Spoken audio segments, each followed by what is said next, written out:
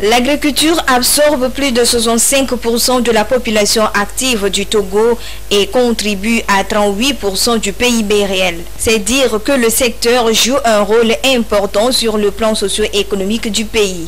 Mais ces dernières années, les acteurs font face au dérèglement climatique qui impacte considérablement les activités agricoles. Les 5 dernières années, il y a beaucoup de champs agricoles qui sont détruits cause sécheresse, surtout vers le nord dans la zone 1, c'est-à-dire à partir d'Apaon. Avant, ce n'était pas comme ça. Donc c'est les changements climatiques. Tantôt, il pleut beaucoup, tantôt c'est la sécheresse.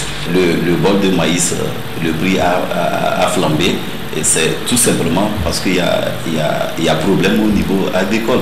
Donc si ça continue comme ça, on aura assez de problèmes au niveau agricole. Les autorités du pays ont révélé que près de 6 900 hectares ont été détruits par les inondations en cette année 2021, soit une perte de production estimée à 9 000 tonnes.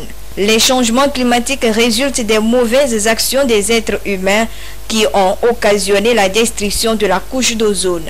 Certaines activités agricoles en font partie. Les gens utilisent des pesticides, de l'engrais chimique, d'autres produits toxiques pour faire de l'agriculture. Aujourd'hui, si vous prenez glyphosate qu'on a interdit, ça contribue à dégrader le sol. Ce n'est pas seulement les arbres qui séquestrent le gaz carbonique. Il y a aussi tout ce que vous voyez comme les herbes, la fertilité du sol qui aussi permet d'absorber le gaz carbonique. Donc quand le sol est pauvre, quand le sol est nu, quand la terre n'est pas riche, automatiquement il n'y a pas la pluie et ça c'est les changements climatiques. Le Togo s'est engagé dans sa feuille de route gouvernementale à réduire ses émissions de gaz à effet de serre de 11,14% à l'horizon 2030. Pour ce faire, des actions sont menées sur le terrain, appuyées par des associations et ONG qui œuvrent pour la protection de l'environnement.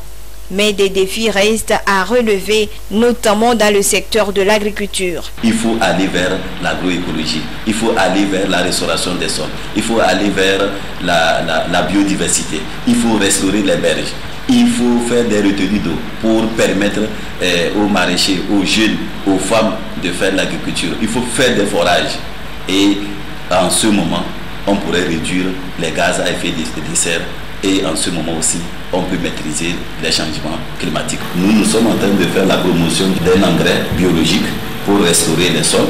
Il faut continuer par reboiser.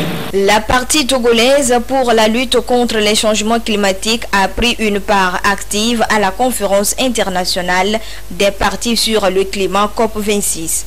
Les attentes de cette grande rencontre sont nombreuses. Nous attendons vraiment des engagements concrets. Nous attendons que nos pairs, nos collègues qui sont allés à cette conférence, qu'ils rappellent à ces pays puissants, pollueurs d'ailleurs, comme la Chine et les États-Unis d'Amérique, qui ont pris des engagements forts dans l'investissement pour réduire les gaz à effet de serre et maîtriser les références carbone et surtout le paiement sur le carbone. Et d'ici 2030, on pourrait quand même réduire à 45% les effets des changements climatiques. La question de lutte contre les changements climatiques incombe à tout citoyen.